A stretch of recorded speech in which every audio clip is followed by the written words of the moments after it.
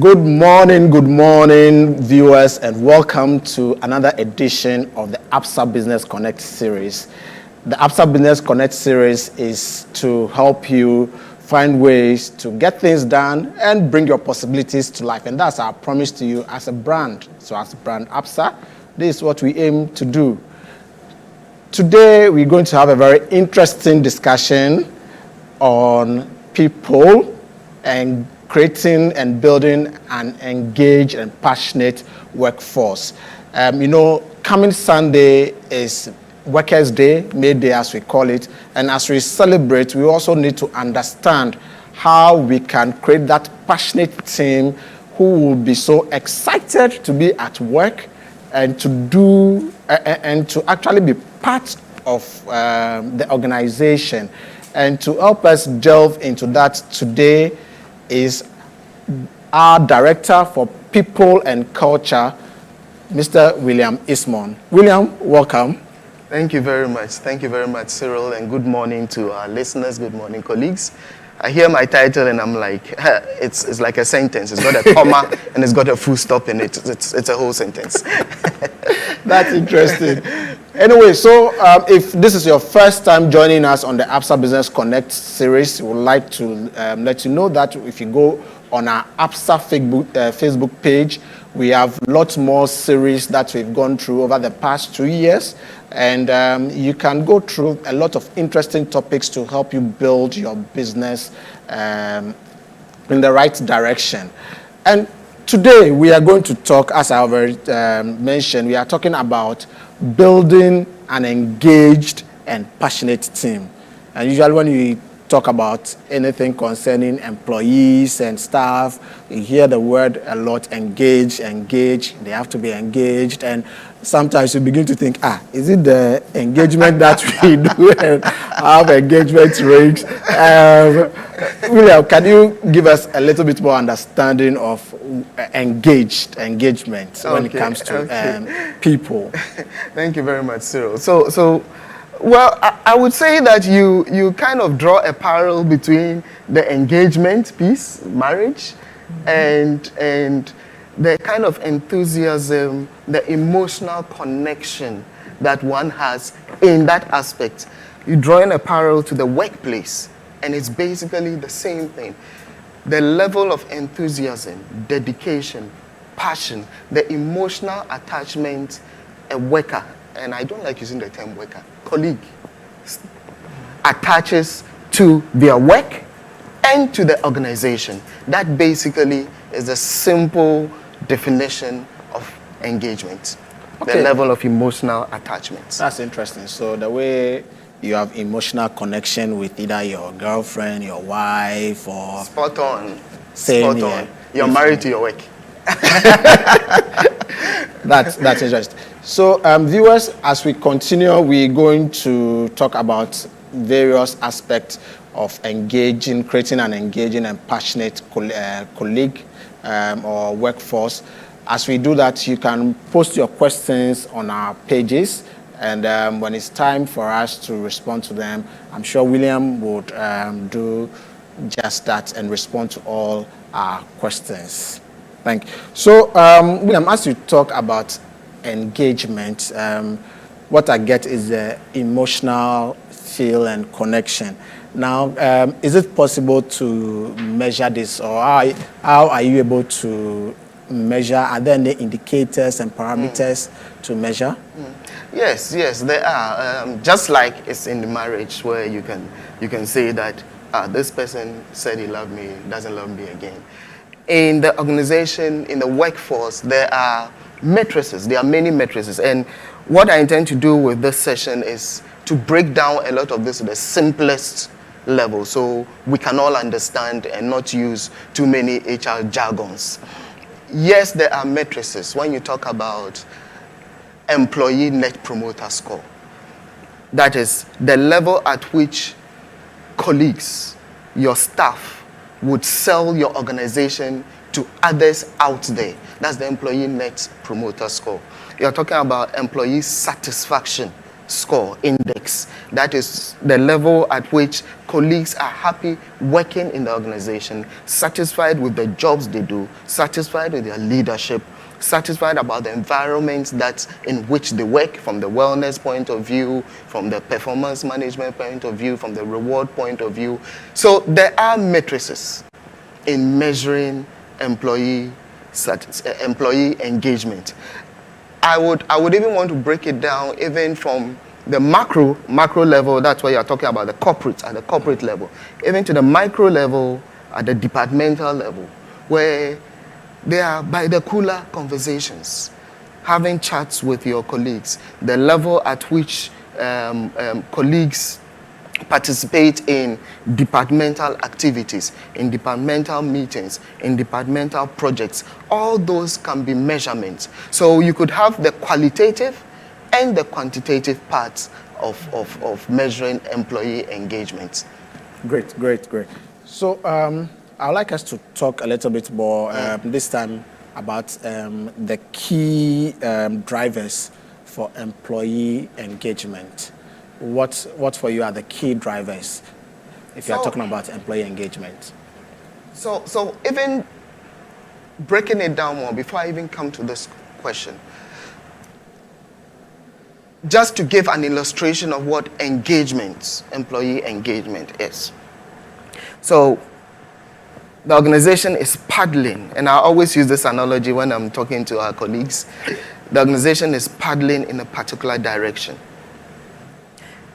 Then all of a sudden, whilst we're all paddling towards one direction, you have some who say, I'm tired. And they leave the paddles. Then you have some who begin to paddle in the opposite direction. And so in every organization, and again, various theories have come up with various levels, but I just want to simplify it to say you have highly engaged colleagues, you have engaged colleagues, modestly engaged colleagues, and disengaged colleagues. Now, the disengaged colleagues are those who are paddling you backwards. You have the engaged and moderately engaged colleagues who paddle, and they're tired, and there is no discretionary effort. There is no extra effort put in it. They work to rule. And the engaged colleagues are those who actively paddle because there is a vision that has been set, and they are part of that vision. So they actively paddle towards the attainment of that vision. So in answering your question, the key point in driving employee engagement is vision from the leader. And there have been lots of commentary about having an engaging vision, having a vision that colleagues buy into. But I will call something bottom-up thought leadership. Thought leadership has always been top-down. That these are the experts, they come and talk about it. And yeah, so it means it's best practice. Whether it's best fit or not doesn't matter. So it's best practice and the expert has spoken, so let's run with it. But the bottom-up thought leadership is where the vision is co-crafted by colleagues across the strata. Mm-hmm. Once that becomes the rallying point, it means colleagues buy into this because they were part of the creation of that vision, and they drive along. Of course, you can talk about issues of work environment, you can talk about reward, you can talk about issues of care, where the leadership shows care to their colleagues and all that. But bottom line is rallying around a very powerful vision which shows what is innate for the colleague, and which shows that this vision was not thrust down their neck, but they were a part of it. Part of it. Great. So now, to reiterate, you talked about the three levels: being highly engaged, engaged, and disengaged. If you are listening to me, I don't know what to do. Whether you are an employee or you are, please don't be part of paddling backwards for any reason. let's all try to be paddling forward, because when you are part of something, it's good for you to help whatever it is progress, so you can also progress. But that is the aspiration, Cyril. Yeah. You know, aspirationally, we hope all colleagues will paddle forward towards the same direction. However, let's be real.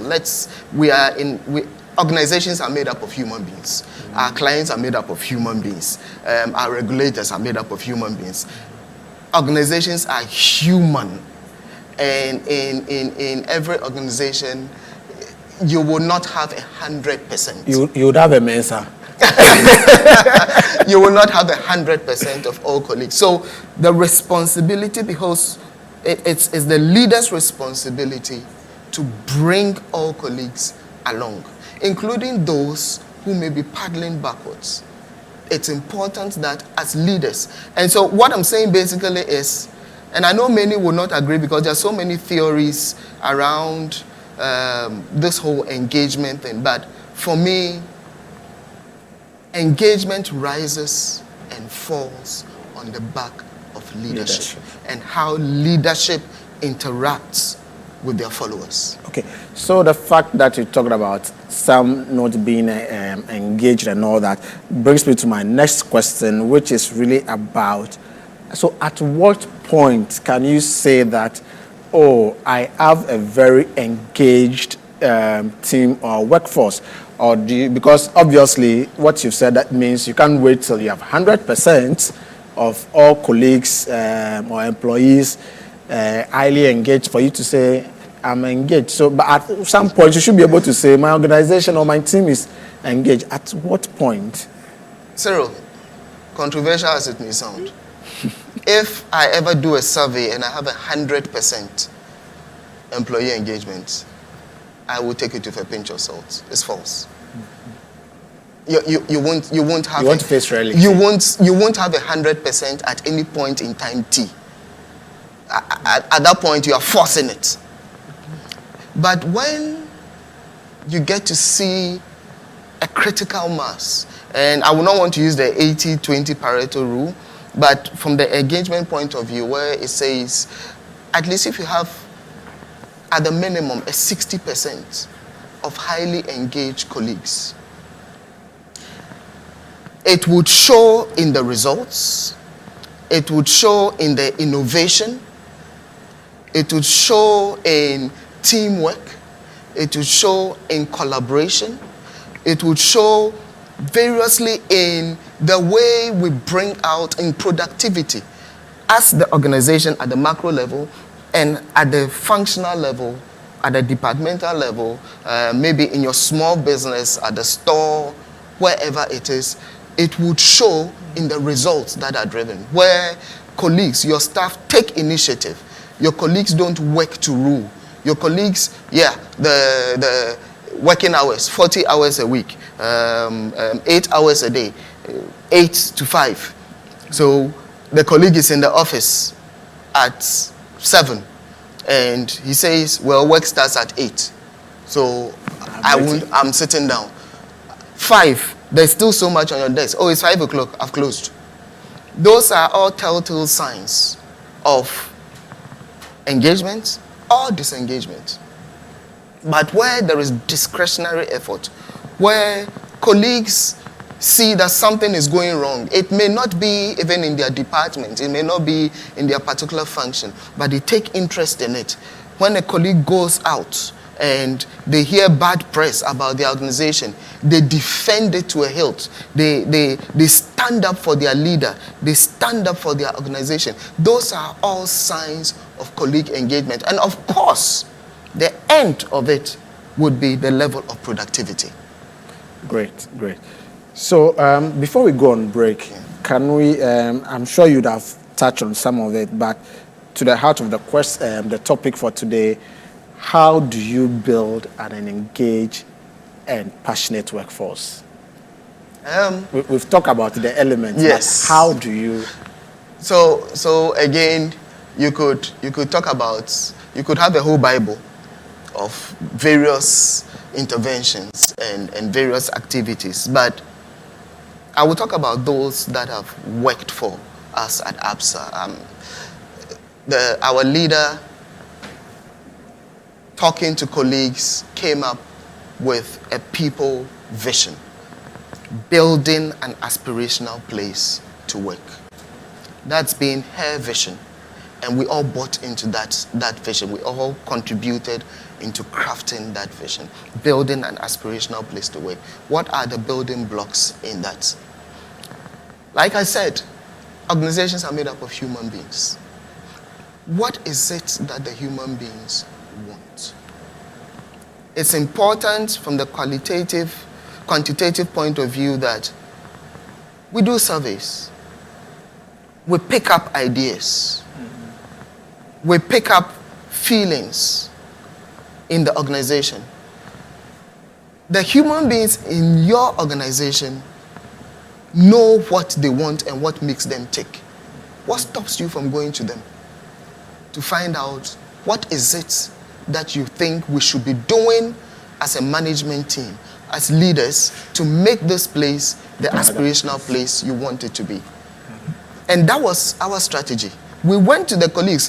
For us in the people and culture function, we didn't sit up there thinking we know it all and that the theory says this, the book says this, what we learned in our MBA says when you take care of reward, when you take care of performance, colleagues will be engaged automatically. No.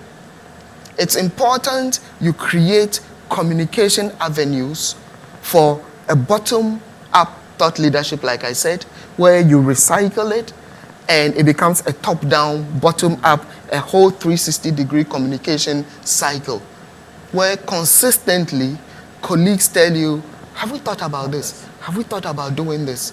And we just implement it because it's coming from them. It's about them. It's for them. The organization belongs to them.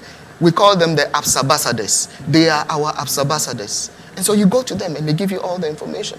So you can create wellness initiatives. You can create learning initiatives. Organizations where we care for our colleagues. We don't only care for them from the career and performance point of view, but we care for them as human beings.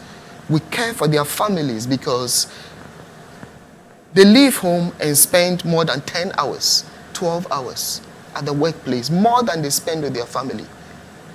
How are we creating that environment in the organization so they feel a part of the Absa organization, and even for their families, they also feel taken care of? And so bottom line, all I'm saying is there is no one size fits all. I could give you a whole list. Take care of learning, leadership, talent management, train them where they can grow, career growth, reward them appropriately, take care of their performance management, and all that. Those are lists. But look in your organization. Take the feedback, take the input from them, from the colleagues, and implement those because that is what they want. Thank you very much, William. We've been talking about building an engaged and passionate workforce, and I think we can go on and on. It's really getting exciting. Unfortunately, we have to go. So if you still have questions, just drop them on our Facebook page. Those that we've not answered, we'll try and respond to you directly with William's responses on those questions. But may I, on this note, at least wish all colleagues, all those who are making things possible in Ghana, colleagues at Absa. You notice I'm trying to avoid the term workers. Yeah. I wish us all a happy May Day. So happy Colleagues Day. Happy Colleagues Day. We make Ghana tick, and there is a future. So let's run with it. Let's make this nation great and strong, and let's make Absa tick. Thanks, guys. Please, wherever you are, make your organization tick. Until we see you on another series, it's bye from your friends from Absa Bank Ghana.